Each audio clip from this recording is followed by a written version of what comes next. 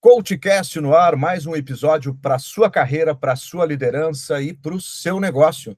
E, como é de praxe, por favor, você que está ou nos assistindo no YouTube, nos ouvindo no Spotify, vai ali naquele botãozinho de se inscrever no canal ou seguir no Spotify, porque 85% de quem nos assiste ou nos ouve ainda não segue o canal, e é muito importante que a gente conte com você, até para eu poder continuar trazendo pessoas incríveis, como é o nosso convidado de hoje aqui no CoachCast. Então, se você gostar também desse episódio, compartilha com quem você acha que precisa ouvir todas essas histórias contadas aqui nos episódios do CoachCast. E o meu convidado hoje, muito especial, tive a honra de conhecê-lo pessoalmente já, inclusive, que isso não é tão comum aqui nos episódios que eu gravo, nem sempre eu conheço as pessoas pessoalmente, mas semana passada, através de uma querida pessoa que nos conectou, estamos aqui com Odino Marcondes. E quem é Odino? Bom dia, Sérgio. Obrigado pelo convite.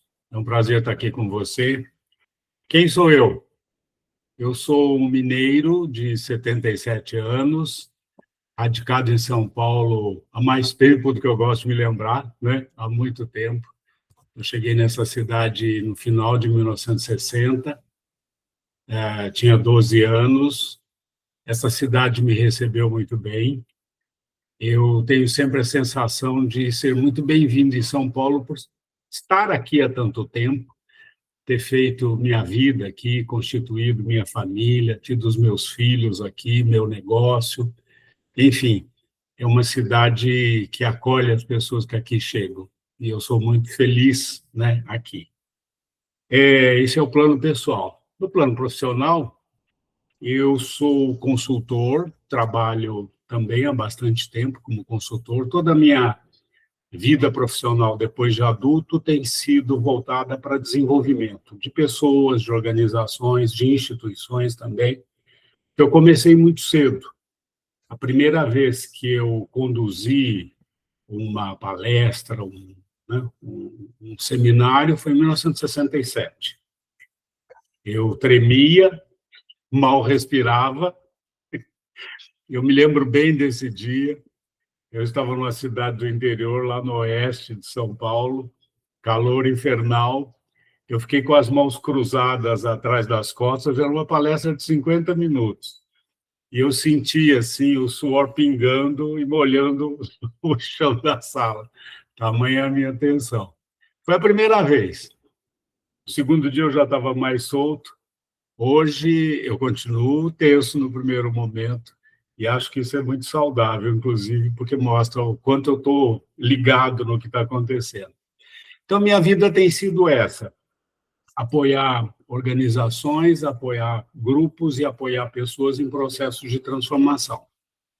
Mas, eu acho que esse é um detalhe importante, e eu me orgulho disso, eu sou muito obediente à comissária de bordo, né? Então, ela manda, em caso de despressurização súbita da cabine, máscaras cairão à sua frente, coloque-as primeiro em você, né, antes de tentar ajudar o outro. Então, esta é uma coisa em relação ao qual eu sou obediente. Eu faço terapia até hoje. Na hora que terminar a nossa conversa aqui, eu já tenho uma sessão de terapia hoje. Porque eu entendo, Sérgio, que todos os profissionais que se colocam a serviço do outro, eu generalizaria, né? Isso inclui todos os profissionais, né, de serviço, porque a relação é pessoal e há sempre muito o risco da projeção, da transferência, da autorreferência, e todos esses riscos ou essas dificuldades que todos nós temos podem impactar negativamente na relação de apoio, de suporte que nós, os prestadores de serviço, nos dispomos a oferecer para os nossos clientes. Então, eu tenho esse entendimento. Não é a primeira vez que eu faço, já fiz várias vezes, várias correntes, e nesse momento continuo fazendo, e não vejo no horizonte um momento em que eu vou parar, porque sempre tem questões novas, todo dia tem, né? é uma escalada. Cada patamar que a gente chega com o seu desafio. E eu tenho consciência disso e cuido de mim para poder me colocar a serviço dos outros. Então, esta é uma decisão que eu tomei e eu gosto muito disso. Que legal, Odino, que incrível isso aí, porque às vezes a gente olha assim, poxa, a pessoa é super experiente, já sabe tudo, já se conhece bem, só que é um processo contínuo. Interessante isso que você trouxe. Isso. A cada dia com seus desafios. Todo dia tem um desafio novo. Até porque, na relação com os meus clientes, eu frequentemente sou surpreendido por novas questões das quais eu não tinha total consciência, eu ainda não tinha, ainda que tivesse consciência, talvez não tivesse encaminhado. Um dos programas que na Marcondes eu diria quase que o nosso carro-chefe, quase não, é o nosso carro-chefe, que é a metodologia do elemento humano, é um dos trabalhos que eu mais gosto de conduzir, porque, ao contrário de outros workshops, eu já trabalhei muito com isso, né? Eu já disse desde o início. Muitas vezes eu entrava para conduzir um workshop, entrava e saía do mesmo tamanho. Eu fazia meu trabalho honestamente, com a melhor competência que eu tinha naquele momento, mas o programa não me transformava, né? Com o elemento humano, dada a natureza, o conteúdo, a estrutura, a forma como ele foi concebido, eu costumo dizer, isso não é sedução nem demagogia, eu nunca saio do mesmo tamanho, nunca. Porque, para mim, pelo menos, e acho que todos os trainers que trabalham com essa metodologia, é quase que impossível, né, não ser mobilizado pelas questões que nós provocamos nos outros, os desafios, as reflexões, as vivências, né, as elaborações que são feitas ao longo do workshop. Então, não dá para sair do mesmo tamanho, né? Eu estou ouvindo a minha voz o tempo todo, né, como um processo de consciência permanente. E por isso eu gosto muito, ainda que em alguns momentos me cause bastante desconforto, né? Aqueles momentos assim, por que é que eu me irritei com esse participante agora? O que ele fez, né? Que pergunta ele fez, como ele se comportou, que gerou esse desconforto em mim. É desconfortável, mas, enfim, você sabe melhor que eu que não tem mudança sem dor, né? É Então, verdade. é uma oportunidade sempre para crescer junto com eles. Por isso eu adoro, adoro. São normalmente longas horas, né? Mas eu posso sair fisicamente cansado, mas a mente está alerta e feliz, né? Pela jornada. Que bacana, tá refrigerada. Muito bom. Sim, sim, sim. Que joia. Agora vamos começar lá no comecinho. Sim. Como você decidiu o curso superior? Como é que foi essa decisão? Olha, foi uma conveniência. Na realidade, a minha formação, eu trabalhava no SESC nessa época. Eu era orientador social no SESC, que era o primeiro cargo na área técnica do SESC, que era, em muitos casos, um animador social. A gente saía, na época o SESC tinha suas unidades fixas, no interior e aqui em São Paulo também, e o SESC criou unidades móveis. E foi um projeto assim maravilhoso, porque nós saímos em 3 técnicos, nós tínhamos uma perua, veraneio, essa perua tinha tudo que a gente precisava para chegar na cidade e, durante um mês, fazer uma agitação social, cultural, esportiva, assim, inesquecível. A única coisa que a gente precisava na cidade era de uma sala e um telefone, o resto a gente levava tudo. Máquina de escrever, enfim, era a época da máquina de escrever ainda. Então, a minha carreira na área técnica do SESC foi na unidade móvel.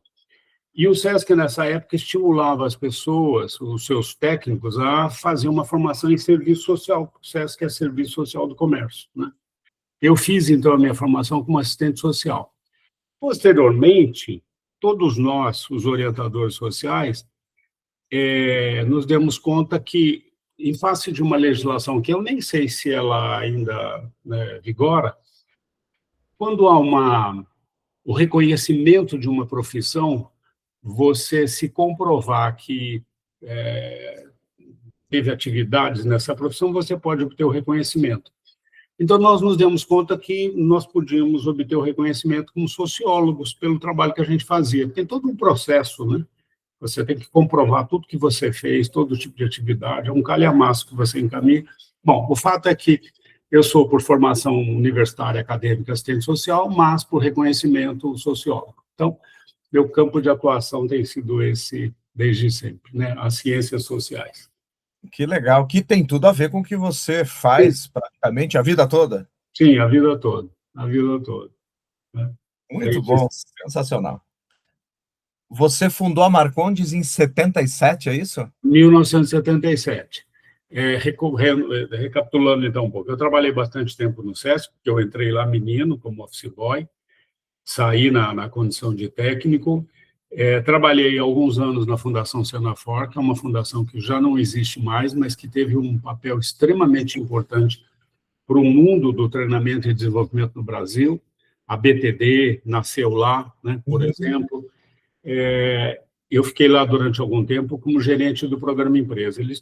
A fundação tinha dois braços. Um braço que formava professores para o ensino profissionalizante e um braço voltado à formação de pessoal para treinamento em empresas. Eu fui gerente desse programa durante algum tempo.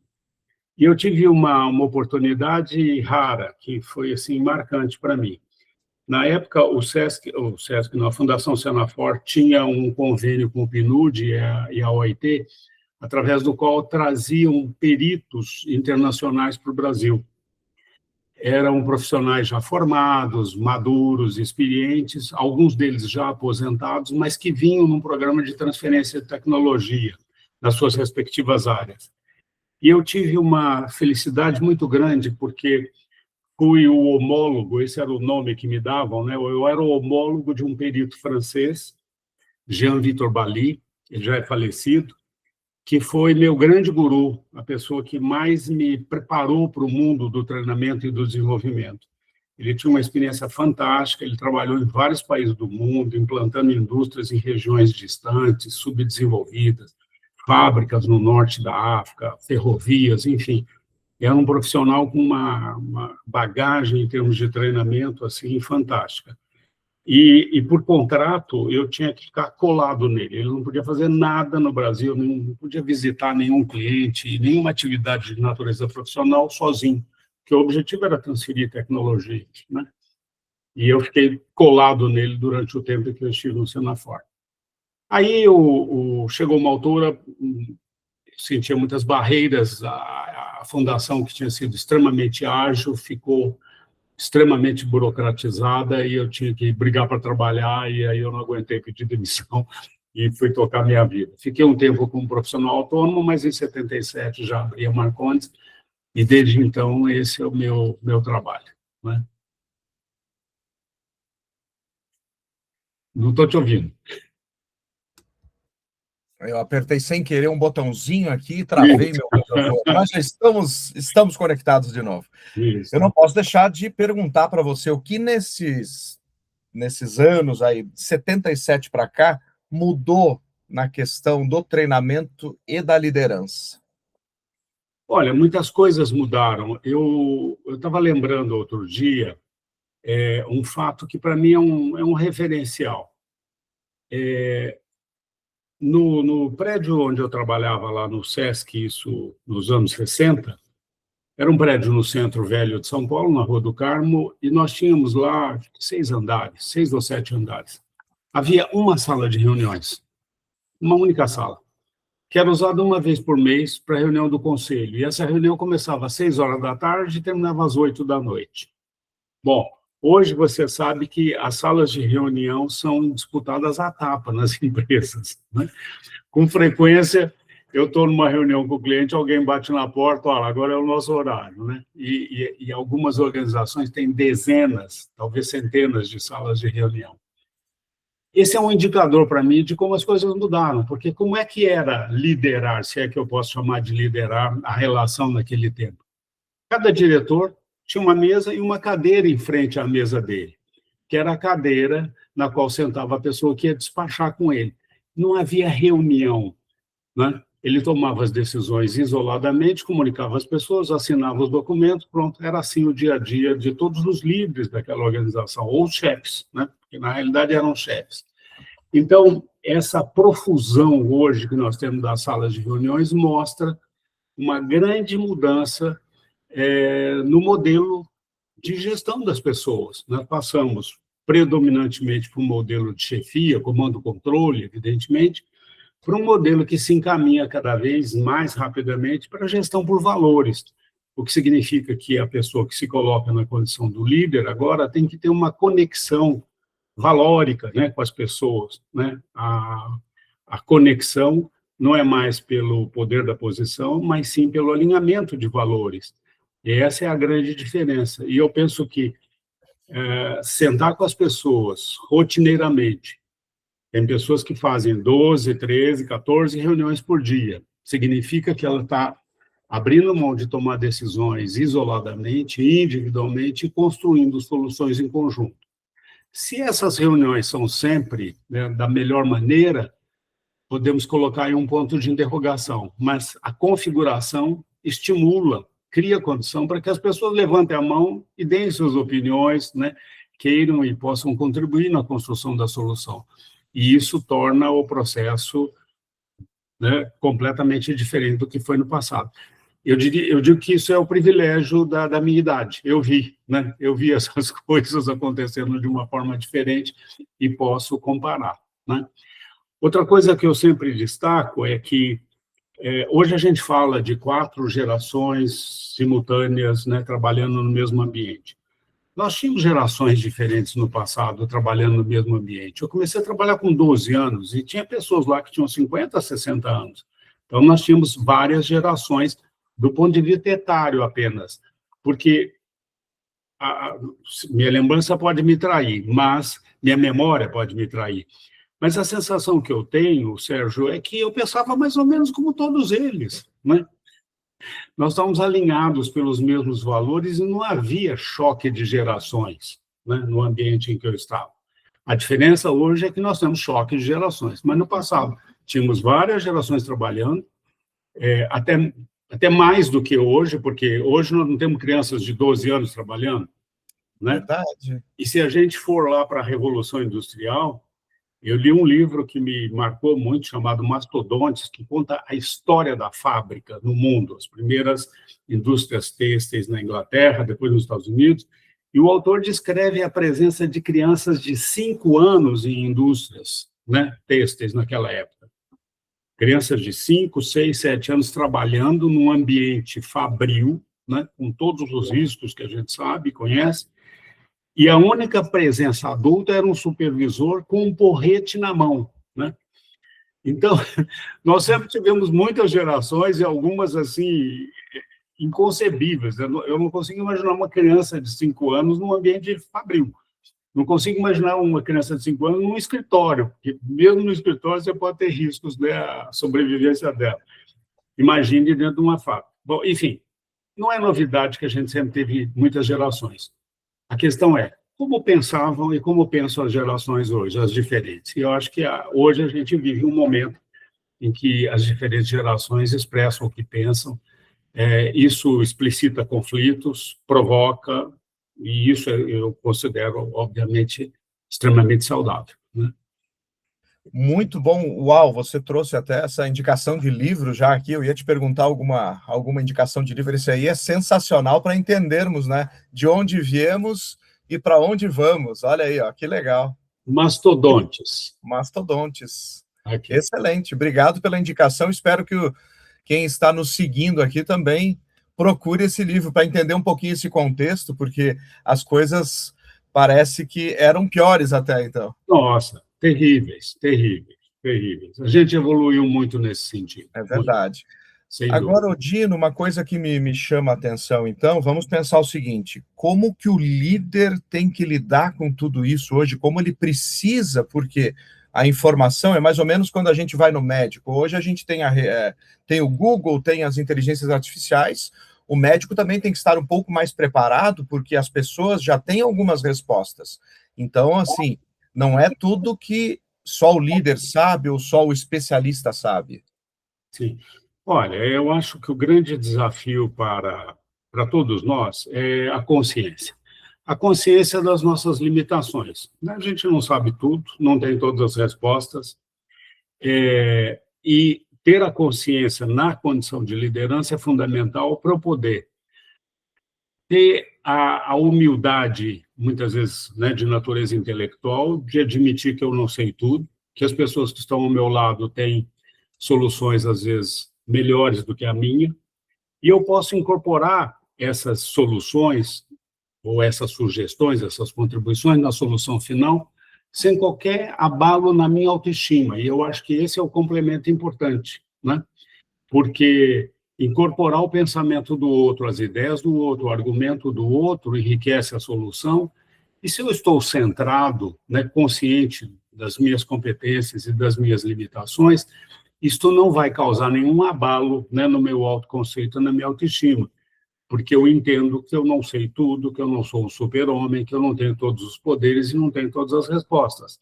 Então, a consciência das minhas limitações, a consciência das minhas forças e a humildade para entender e assumir que não tenho todas as soluções é o caminho para uma boa relação com as pessoas, uma relação construtiva, uma relação em que todos podem contribuir sem abalos, né, no seu autoconceito, na sua autoestima.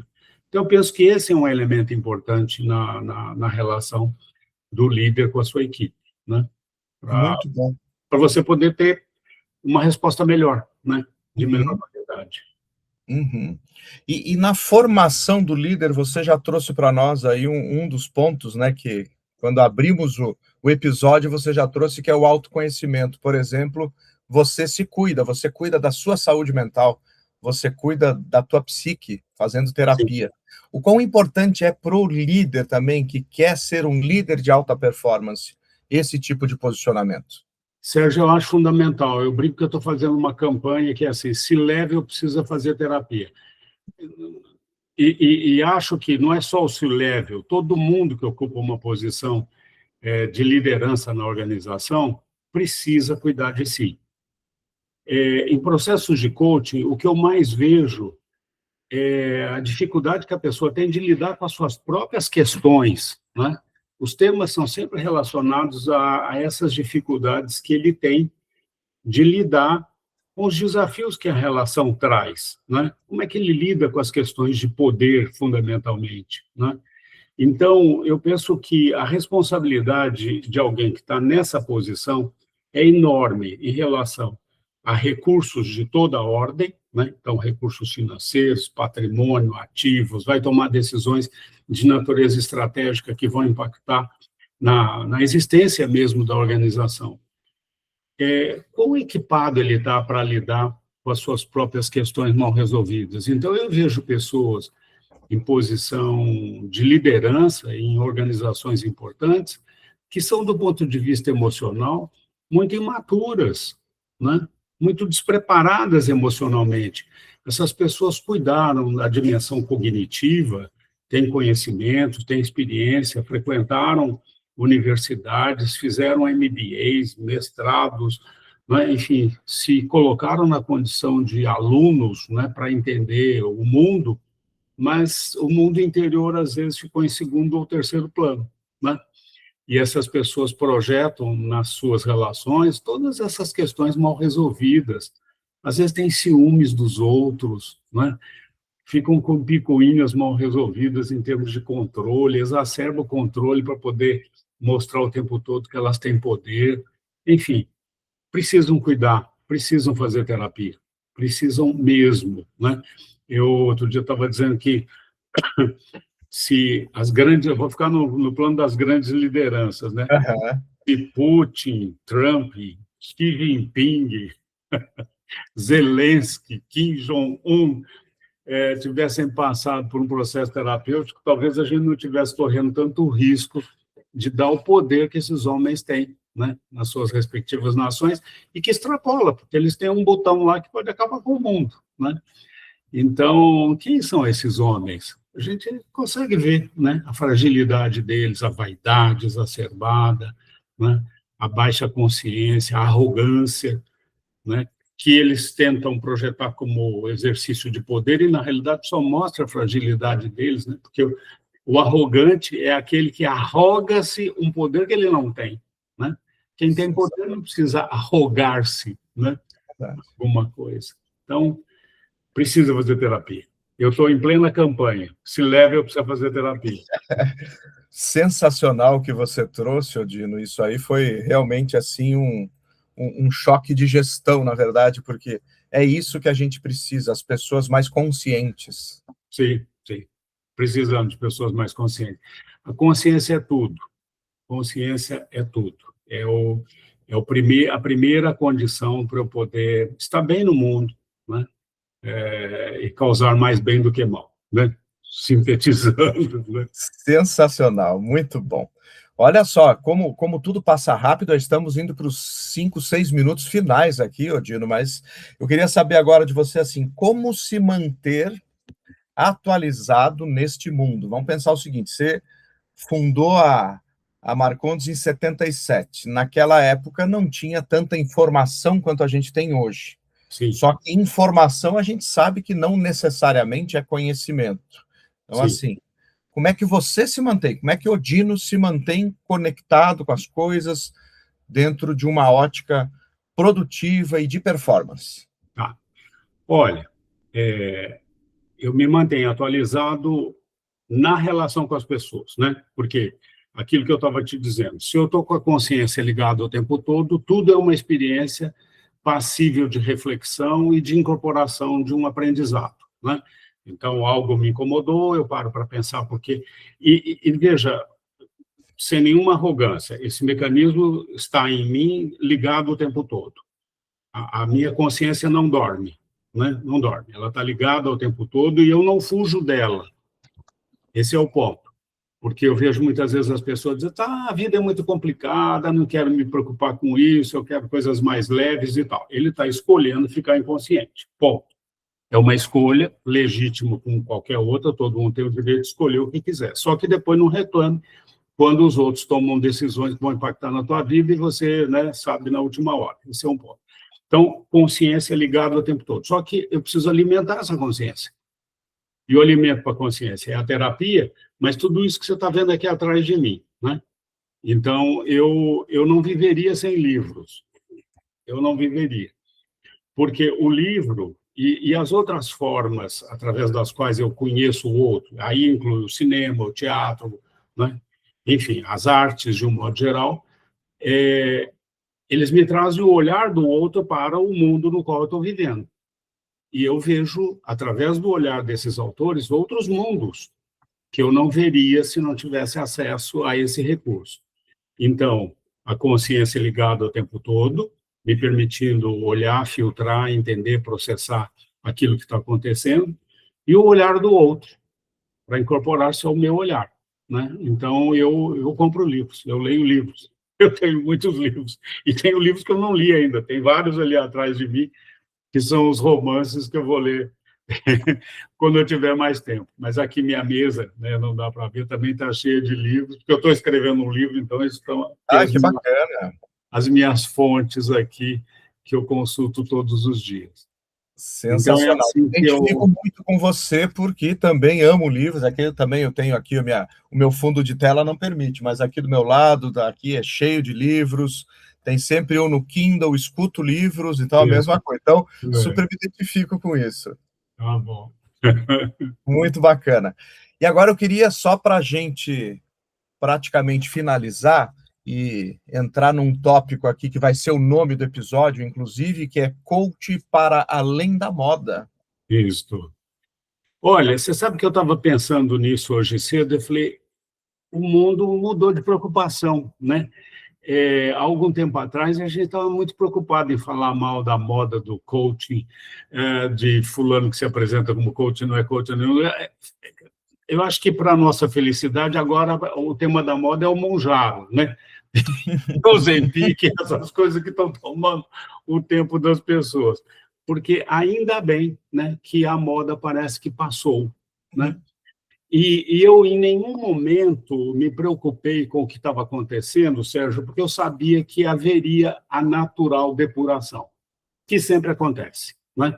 Quando a gente fala em modismos, em algum momento as coisas assentam, decantam, e aí quem sobrevive? Quem sobrevive são aqueles que estão fazendo um trabalho sério. Os que fizeram do coaching um modismo e uma coisa espetaculosa, né, midiática, essa coisa horrível que aconteceu, esses ficaram na poeira da estrada. Vão ficar, né, como sempre, aqueles que estão fazendo um trabalho sério. Eu acho que isso foi bom. Num certo sentido, popularizou. E eu acho que pode até ter havido um benefício adicional de desmistificar um pouco a relação básica do coaching, que é uma relação de suporte e de ajuda, né? Ou seja, a oferta exagerada, né, descabida muitas vezes de coaching para qualquer coisa, mostrou que as pessoas podem buscar ajuda, seja lá para o que for. É um lado positivo. Porque eu vejo o seguinte, há algum tempo atrás, e eu vou contar um caso em particular, algum tempo atrás, falar em terapia era quase como ofender a pessoa. Você está pensando que eu estou louco? Essas coisas todas, né, que ficaram no passado. Hoje as pessoas já aceitam mais facilmente terapia. Eu fiz coaching durante algum tempo com um CEO, e um dia eu recebi um telefonema da secretária dele, dizendo, olha, o Sorodino, quando o seu assistente ligar para cá, não fala em coaching, não. Fala assim, a reunião com ele. Esse processo durou algum tempo e, finalmente, no final do processo, já estava chamando de coaching e as pessoas na empresa já sabiam que o CEO estava fazendo coaching com um coach externo. Então, tal como a terapia, coaching também passou por um período em que tinha que ser mais ou menos protegido, não se podia dizer que alguém estava fazendo coaching, porque era sinônimo de fragilidade, possivelmente, né? Isso já acabou. Então, essa onda, esse modismo todo, ajudou também nesse sentido. Acho que dá para ter um saldo positivo de todas as coisas ruins que foram mostradas, feitas, etc., ficou alguma coisa positiva. Mostrou que as pessoas podem buscar apoio, né, porque ninguém é autossuficiente o tempo todo, a vida toda, e tem sempre momentos em que a gente precisa sentar e buscar a ajuda de alguém que pode nos ajudar a ver o caminho de outra forma, percorrer esse caminho de uma forma menos sofrida, né? Então, acho que teve esse benefício. E eu tenho um privilégio, eu faço coaching há muito tempo. A primeira vez que eu fiz coaching foi em 1986. Na época, nem usávamos essa expressão, né? Ela foi incorporada um bom tempo depois. Eu me lembro que a primeira vez que eu fiz, o nome que nós demos na Marcondes era PADE, Plano de Autodesenvolvimento Executivo. Era o PADE, né? Mas tinha um formato bastante parecido com o que a gente faz hoje, né? Eram sessões individuais para discutir temas e apoiar os executivos, né, nos seus desafios. Então, desde um tempo que a gente não chamava coaching, eu venho trabalhando, apoiando pessoas, né, no seu desenvolvimento. Sensacional, Odino. Poderíamos ficar aqui muito mais tempo. Eu tenho certeza que o papo fluiria de forma assim espetacular. Muito obrigado, viu? Eu que agradeço a oportunidade. E convide sempre que eu venho. Você, quando lançar o livro, por favor, volte para cá. Virei. Venha contar essa história do livro, venha contar mais histórias, e foi incrível estar contigo nesse momento aqui do CoachCast. Muito obrigado.